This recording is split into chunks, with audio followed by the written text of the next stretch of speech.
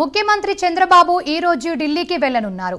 రాష్ట్ర అభివృద్ధికి కేంద్ర స్థాయం కోరేందుకు చేపడుతున్న ఈ పర్యటనలో భాగంగా సీఎం చంద్రబాబు ఒకే రోజు 7 కేంద్ర మంత్రులతో భేటీ కాబోతున్నారు. ఈ రోజు రాత్రికి ఢిల్లీ చేరుకొని రేపు ఉదయం 10 గంటల నుంచి రాత్రి 7 గంటల వరకు కేంద్ర మంత్రులతో భేటీ అవుతారు. అదే రోజు ఏపీకి పెట్టుబడులు తీసుకొచ్చేందుకు పలువురు పారిశ్రామికవేత్తలతో కూడా సీఎం భేటీ కానున్నారు. మరునాడు 24వ తేదీన భారత మండపంలో జరిగే నీతి ఆయోగ్ 10వ గవర్నింగ్ కౌన్సిల్ సమావేశంలో సీఎం చంద్రబాబు పాల్గొంటారు.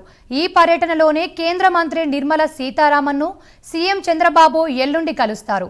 గోదావరి బనకచెర్ల ఎత్తిపోతల పథకానికి సంబంధించిన ప్రీ ఫీజిబిలిటీ రిపోర్టును ఆమెకు అందిస్తారు. బనకచెర్ల పథకానికి గ్రీన్ సిగ్నల్ ఇవ్వాలని మరోసారి కోరతారు.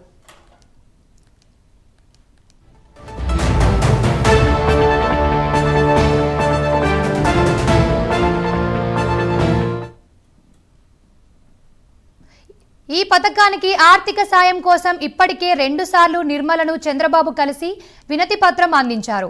సమగ్ర ప్రాజెక్టు నివేదికను ఇవ్వాలని ఆ సమయంలో సీఎంను ఆమె కోరారు.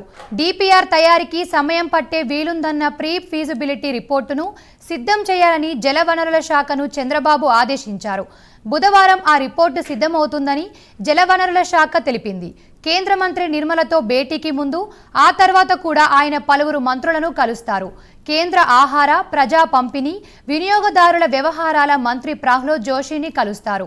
ఆ తర్వాత కేంద్ర రక్షణ మంత్రి రాజ్నాథ్ సింగ్, కేంద్ర జలశక్తి మంత్రి సిఆర్ పాటిల్, కేంద్ర శాస్త్ర సాంకేతిక సిబ్బంది వ్యవహారాల సహాయ మంత్రి జితేంద్ర సింగ్తో భేటీ అవుతారు. సాయంత్రం 4 గంటల నుంచి 5 వరకు కేంద్ర హోంమంత్రి అమిత్ షాతో సమావేశం కానున్నారు. అనంతరం కేంద్ర రైల్వే మంత్రి అశ్విని వైష్ణవ్తో సీఎం చంద్రబాబు భేటీ అవుతారు.